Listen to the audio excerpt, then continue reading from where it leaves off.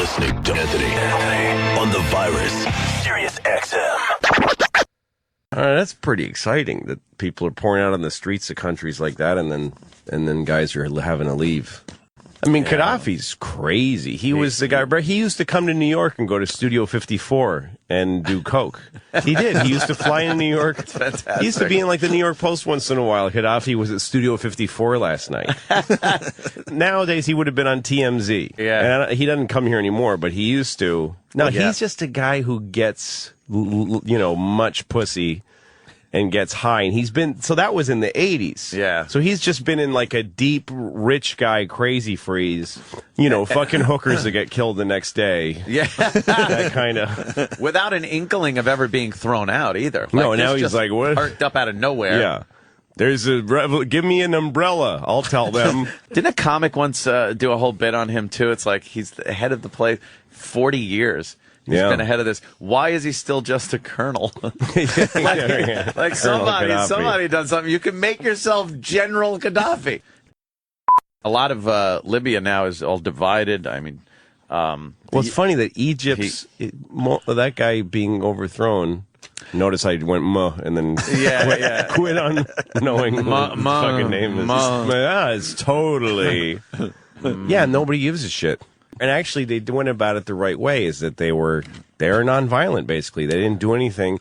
And so they gave every world leader a platform to say, you got to gang rape a white woman. Do something. It's about their only violence. Well, that goes on all day in Egypt. But now some of these other countries, like Libya, they think, all right, it worked there. Now let's give it a try here. Sure. And we'll make him leave. He's not leaving. He's bombing and shooting his people.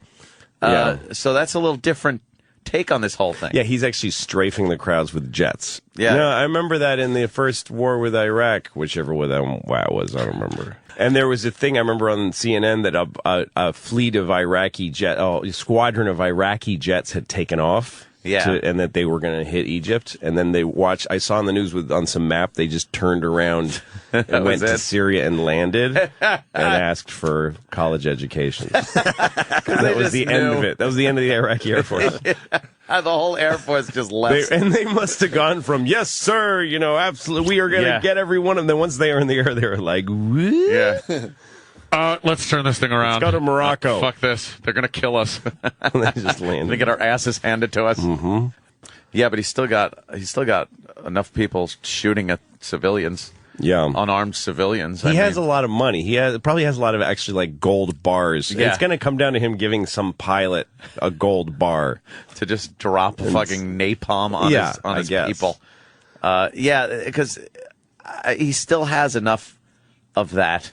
He's got enough money and enough power. Well, these guys, the leaders, that's their lives are so weird because they don't care literally about their countries. They just are. No. They're like royalty. They're like old European royalty. Yeah, they don't just care. People that live in the palace, and they just eat shit and they make deals with other people. It must sap the country's dull. resources. And so the look on his face is like, I don't understand why I'm being asked to defend this. This is just, I'm a despot. What part of that do you not understand? This is what it is. I stay till I'm dead. When did this not start not happening? My kid takes over. He's worse because he was raised, at least I fought to get here. Yeah, he was raised in this decrepit, fucked up environment who's never seen a poor people except for the ones we eat. Yeah. Always had complete impunity. Yeah, now it's his turn. He could just rape and pillage and kill without any consequence, and now he's in charge. Yeah, amazing. That's the way the world. I heard run. rivers of blood. When you hear them, whenever they mention rivers of blood will flow. No. You guys don't know what to do. Allow me to step in. I'm gonna go to the phones. What? He owns a property in Inglewood, New Jersey, and if things go really bad, he may end up, there. But you think he'll end up there? Yeah, you think we'll take him in? He's going to be on the floor at MSG. Yeah, there's Muammar Gaddafi talking to Woody Allen, just taking in the game with his weird little beard, sitting next to. Former murderous dictator Muammar Gaddafi taking in the game. Look at him, big fan, big Knicks fan. Giving a peace sign for the Jumbotron. What's up? Yeah. 5 people. Woo! Yeah. Well, all these guys have huge families. Like the guy in Egypt, the whole thing, and also, by the way, the leader of Afghanistan that we support. The whole thing is these clans. Yeah. And whoever gets in charge just they plug in like fucking ticks and they start sucking the blood of the economies and giving all the money to their people. To their people. Not their people, but to their family, clan. Yeah. Everybody who's a Gaddafi is fucking rich. And then in Libya, meanwhile, Libya's getting grayer. It's fucked up. It really is. And to have such a resource that they have so much fucking oil, Libya, and to have that much money coming in, and the people are just impoverished. Yeah, it is amazing. Well, and even on every level. Like I once talked to a homeless guy in Union Square or wherever it was, somewhere in New York. I smoked some marijuana, which I'm not good at. Like I have to get away from people when I get high. Really? I was with some comedians and it was Doug Benson, who's a famous pot smoker. And he gave me some pot, and I was like, okay, well, I'll see you later, because I can't be around anybody. I can't smoke this with you. So I was really high on 14th Street, just standing there, and some guy says, can you give me $1? What is this guy? Weird-looking, interesting guy, and I gave him $100 so that he would talk to me. I just didn't want him to ask. It was a big crowded area, and he could have been doing better. Yeah.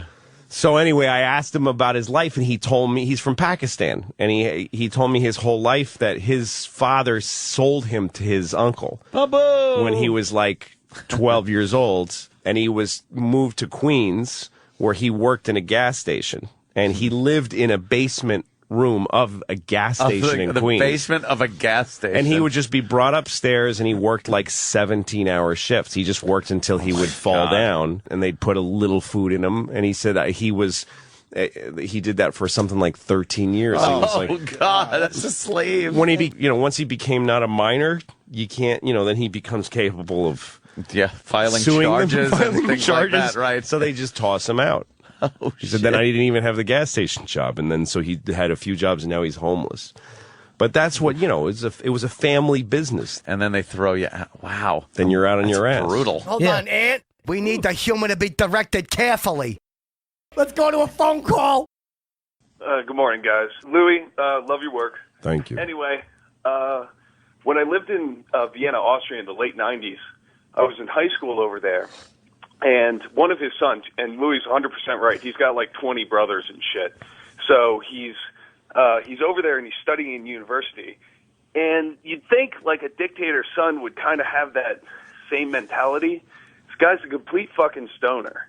Smokes pot constantly. And he would run around and do all this crazy shit around the neighborhood. But even though he was studying over there, he still had diplomatic immunity. His dad sent him over there as, quote, a diplomat. So he used to do all these crazy shit, throw parties. He tried getting a tiger to live in his backyard for a while. It was just they love that really, shit. really Well, and the thing is, that's what his father is. Yeah. Right. Dictators are not shrewd and, really smart.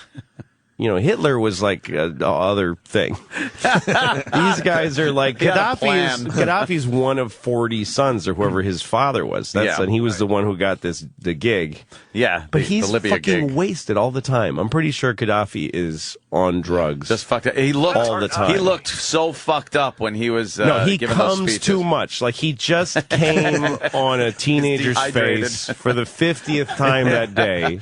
When we saw him with the umbrella, he was covered in whatever fucking tiger cum, and he fucking just had jizzed in some way that makes you not want to be in public so much. Look at him with his umbrella.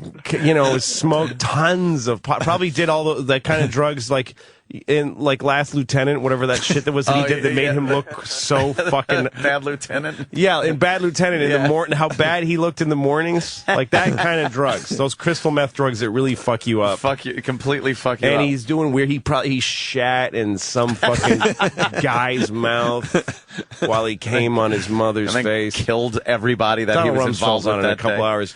And and then he woke up and was told you're getting thrown. And what? Explosive laughter. Gotta have someone steer the ship. That's what I do. His son was just kind of eccentric. He was kind of a cool guy. Cool guy. There you go. Hang out with. And, you know, he got to do shit. Well, and that break diplomatic the law. immunity is pretty great. Yeah. He was a great guy to hang out with. Fucking looked like some 90s grunge flannel shirts and the long hair and all that stupid shit. So. And he was a thought it might be- Gaddafi. Oh, is that who is that? Bin Laden's what? Niece. Yeah, she was trying to get a modeling career going. Kind of, you know. I think people were a little put off. Kind of hard to really. Ginger Bin Laden. It's not really a... Yeah. You're listening to Anthony. Come on in, Duff. What's he been up to? There he is. Duff. We're in the new studio. How you been, man? Good, how are you? Good, good. Doing all right. It's Louis C.K. Hi, how Duff are you? Good, how you McKagan. doing? Nice to meet you. You too. Nice meeting you. Yeah, Louis is a good guy. Morning. We like Louis. What's going on today? What's Gaddafi doing and all that stuff? He's still defiant, I guess you'd call it. Oh, he's defiant. Yes, he's defiant. I think he's trying to kill as many of his people as he can before, he gets out. Well, it's like a that makes stratego. sense. I have the column for the Seattle Weekly. I got an email from a girl, American girl, who's married to an Egyptian guy. So this was a couple weeks ago, and they were in the square, and the girl's from Seattle. But she lives there, and her letter highlighted what a day-to-day life is like there, and how much people make a day, and how much like bread and gasoline is. And she wasn't really commenting either way. She was just, this is our reality. We need change. And it's kind, I played my only experience really. I played in Israel and I played in Dubai. And I played in Dubai about 3 years ago at the Desert Rock Festival. They're really trying to do like a rock festival. And the kids, they come from Iraq, Iran, Egypt, India, and they're starved for rock and roll. And kids are just kids. And, these are 20-something-year-olds, and they want rock, and they want to talk, and they want to exchange ideas. And very, very eye-opening to see, traveling in a rock band, you see that people are just people wherever you go. The people aren't necessarily their government, just like, me touring. I wasn't one of Bush's cronies, when I was. I'm a free thinker, and there's a lot of free thinkers around the world. So I guess I don't know. My take is on the young youth of those areas are just a little sick and tired of it. You know what? You throw the leaders out, and then the youth isn't in charge of who gets put in. It's Donald Trump's. No, he's cloning a pot of himself to go there now. He's brewing up some sort of dictator stew. Yeah. How about throw a curveball in there and ask you about a couple of things about the stock market? Stock market. Yeah. You invest a lot? Are you bullish or bearish right about now? I'm kind of neither right now. Yeah. I take positions and I hold them. Oh, you're a hold guy? Yeah. Well, I think we talked about this. Yeah. And you're much more of you're an active guy. Yeah, not an hour by hour buying ticks kind of guy, but I'll hold for a few days to a month. I bought some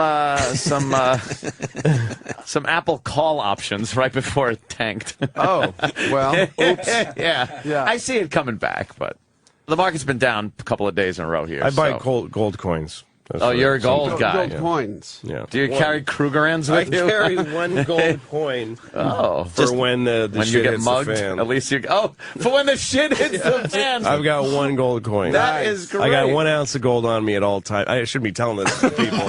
Why am I saying this? I am always carrying an ounce of gold.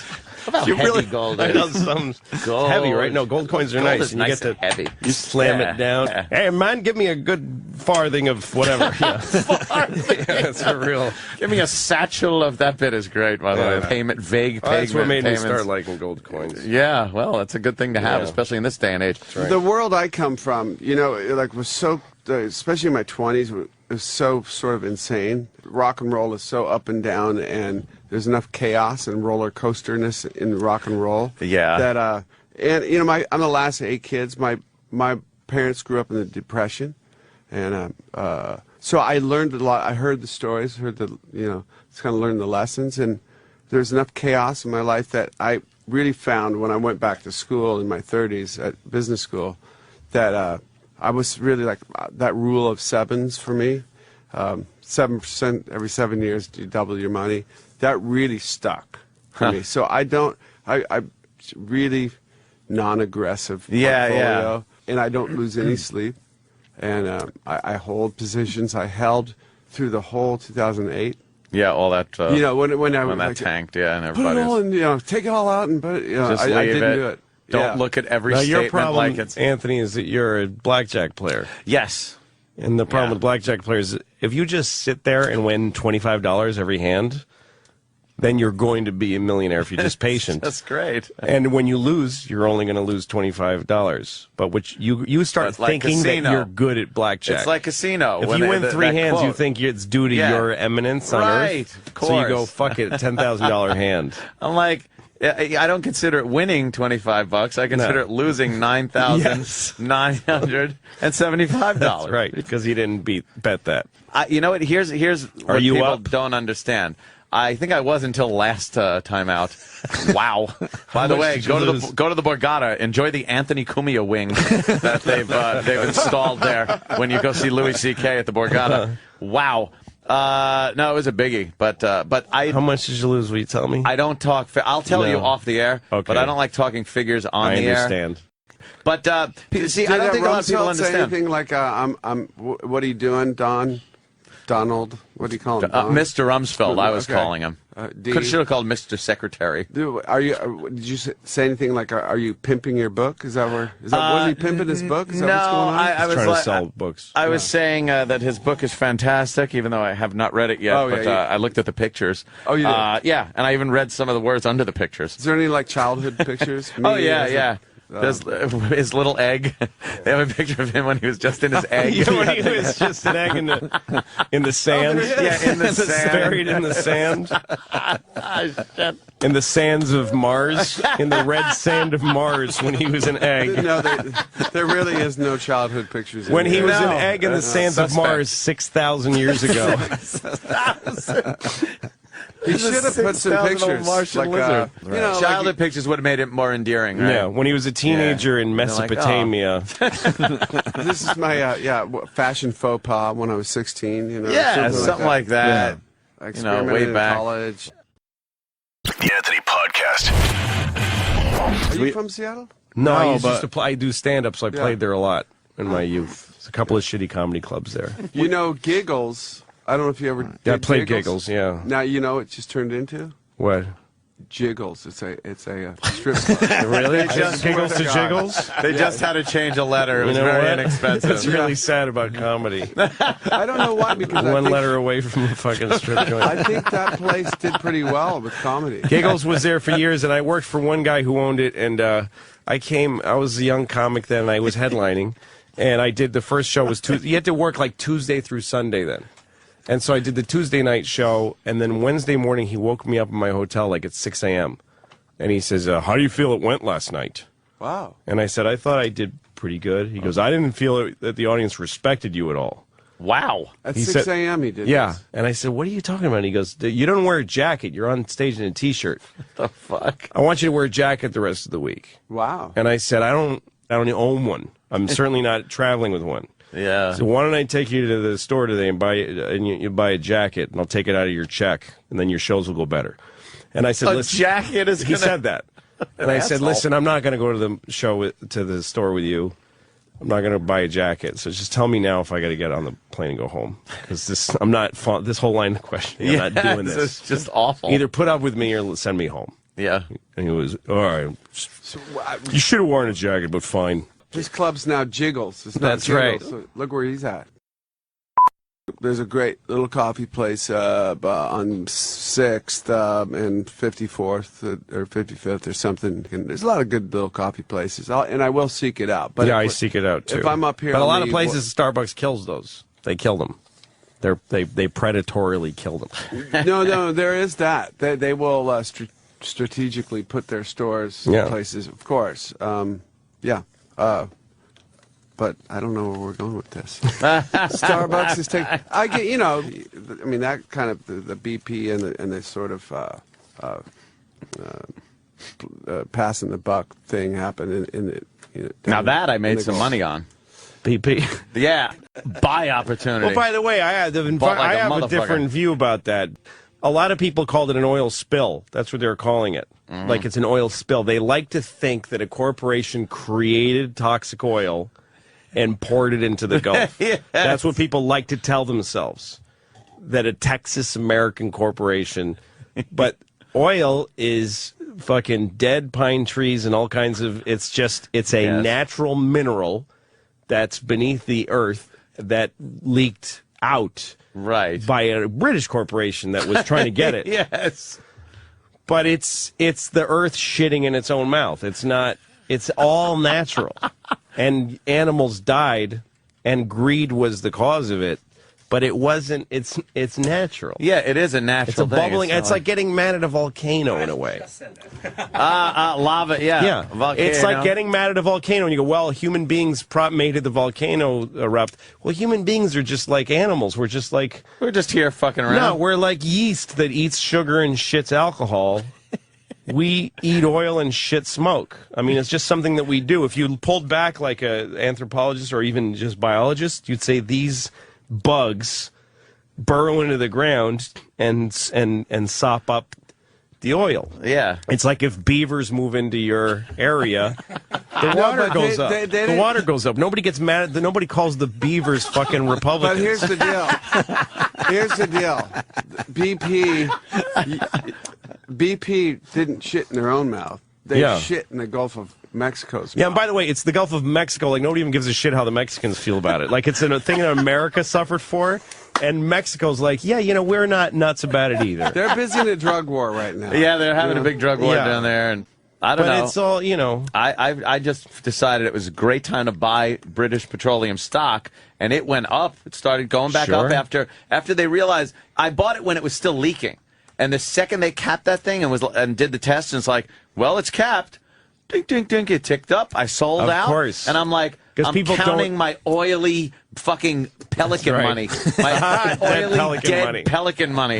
It was fantastic. No, and by the way, that's what people like to think, that it's all cleaned and it's been capped. Go buy BP again. Man, of course, it's just as bad. There's like wafting weird black jellyfish of oil now roaming the Gulf. Yeah. Yeah, just kind of killing creatures, around, like killing things. Yeah, I know a couple of my buddies are the guys on the Northwestern, that Deadliest Catch crab boat, and they say even now, crabbing up in the Bering Sea, they get Valdez oil. Yeah, like a foot thick.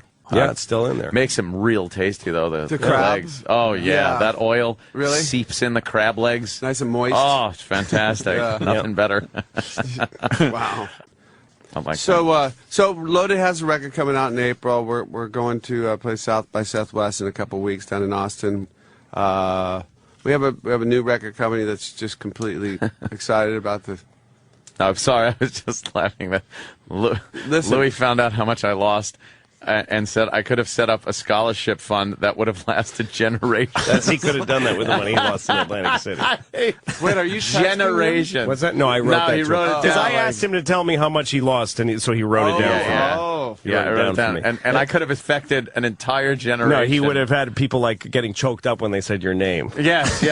Because of what opportunities you created for them. Instead of me spitting on the floor, walking away from the table. Where to me is the big hole in all of your conservative politics. Right. Because I've heard you say, I listen to this show all the time, and I always hear you saying stuff about, like, if I have to pay more taxes, then I won't pay a worker to fix my house. Right. But it's such bullshit, because if your taxes go up, that's not what curtails your spending. What curtails your spending is losing a shocking amount of money playing blackjack. But that's what most Americans, enjoyment. their taxes aren't their real burden. It's their fucking own stupid, retarded spending. Right. And their wife is like, "Where's the heating? Should we pay the gardener now?" And they get a cold sweat. Oh fuck! I bought a fucking Stretch Armstrong for $6,000 on eBay. But that's my decision with my money, not not the government's decision with my money. Yes, but you don't get to say that the government made you not pay a contractor by raising your taxes. They make me pay money. Throw your money away. Actually, me and we had to talk about this, and I want to set the record straight as far as this whole tax thing goes with me. It's not even so much paying the taxes. I understand it. We eat it. We all have to fucking do it. Yeah. And I'm not going to be like, oh, my God, I can't do something because I'm overtaxed. I despise watching anyone on the news and whatever saying that the rich, the wealthy, where I fall into that category, aren't doing their part. Well, who says that? Every fucking Democrat and liberal is saying, well, the rich have to do their part. I've been doing my fucking part for years. I've never heard that either. Oh, please. Let me That's what you hear. That's what you're like. Constant. You know what you're like? What conservatives are like, they're like paranoid girlfriends. Where if you say, I'm not crazy about how you said that. Why did you just call me a cunt? What? I didn't call you a cunt. No, that is a direct... I just asked you to treat me a little bit. There are direct quotes from people saying the rich, the wealthy have to do their part. They're not doing their part. Yeah. They need to do more. They're getting too many breaks, whatever. And when I write a check to pay my taxes, I'm thinking... Do you really sign the checks? I'm thinking, yeah, I actually do. Do you write them out and sign them, or are they pre-written? I write them out. Really? It sucks. Yes. I write them out. You don't have an accountant? Yeah, but he doesn't write them out. He tells me how I much don't even to pay. sign them. I've been with my guy since 90-something. There was I remember one year where I was like, come on, I want to buy one of those. And he was fighting me over something I wanted to buy. And he politely blurted out, you haven't paid me in a year. I don't take money anymore because you're barely alive. The partners of the firm have told me to dump you several times. Wow. Stop telling me you want to buy a fucking, Rolex, you asshole. So at this point, if he rips me off, he's got to come. Sure. There are people that were with Bernie Madoff for 17 years. Sure, and 17 longer, good years. And 17 great years. Yeah, because they're not much better off than he is in terms of... They fucking did the same dumb, corrupt thing. Their crime is they didn't care or want to ask. But he gets to be the lightning rod. He goes to jail, and they get to go, and start again. At least they get to start again, and they're free. Start over again, they're free, yeah. You're listening to Anthony.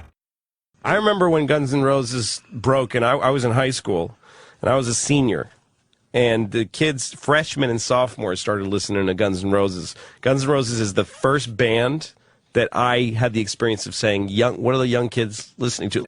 Because I didn't know any, but me and my friends were listening to Led Zeppelin, and Van Halen was where we were at. And then freshmen and sophomores that had weird haircuts and were kind of fucked up, and they were listening to this Guns N' Roses, and I was like, what the fuck is that? It was so different. But I went nuts for it. I loved it. I still every time I hear it, I still freaked out. Crazy. I remember that, yeah. It really is rare because rock and roll, especially by the 80s already, was such a fucking oversaturated, every color of the spectrum's out there. To have a sound that people go, that shakes everybody... It's rarely great. happens. And it's weird to be, for me, to be sort of, to be inside of the thing and not being able to experience it from anywhere You're not getting else, to be a Guns N' Roses fan. You didn't get to be a, yeah, I mean, you got to be a fan. Slash, at this, it's so sort of iconic in some circles. Like Slash's top hat could have come up on that pedestal, and people would have went crazy, exactly. without even him That's in it. how big the deal is. So it went from us being kind of street urchins. Really, right. It was a band from the gutter, and 5 guys. That's all we had was this music, nothing else, and it was that or kill somebody, really. And, yeah. Well, it's like the Beatles coming out of Hamburg. That's what made them great, was playing the rough rooms. We have beer thrown at you. Yeah. You're wearing leather because it's actually protecting you. Yeah, right. Yeah, the thought that they were tough guys back when they were actually in Liverpool. The L.A. scene was such a... it was dangerous just because how strung out everybody was. Yeah. It was hard to just survive. Yeah. And these guys found this... I don't know, you just tuned into this frequency. Yeah. I moved to Hollywood. I moved to Hollywood in September of '84, and there was the Summer Olympics in Los Angeles in '84. September, the Olympics were over. So I guess what happened was the cops had cleaned up Hollywood, pushed everybody out, the hookers and the drugs and all that stuff, and there must have been some events in Hollywood, but I came right as the cops let down all the barriers. Oh, and let everybody come back, and the flood back floodgates in. Yeah. were open. I had no idea. I was 19 years old, and it was for real. I mean, it was on. It was dangerous. There was ghetto birds over my apartment every night. Helicopters. Okay, No, there was a time where you drove down Sunset and you had this feeling like, if I got out of my car, I could get killed and nobody will find me for a while. Yeah, it was just seemed shitty and real. But and by the way, they came out of there and it became one of them playing in the Super Bowl for 5 seconds. That only happened, again, going back to our fucking earlier conversation, because of record stores. Yeah. Because some record store owner in Indianapolis said, this sounds fucking hot. I think this will move if I put it out there. And it grew, that's why he was able to come from the gutter up to mainstream, was through that system. It's like it's like a septic system or something. Yeah, like there's receivers. And now if you got to go directly from your playing it to iTunes, you have to go right to mainstream. Yeah, there is. I mean, I think there's sort of a disconnect now with younger bands coming up, and I have a feeling something's going to happen. But you're right, there hasn't been that. Yeah, everyone's just still waiting for whatever Black Eyed Peas wants to do.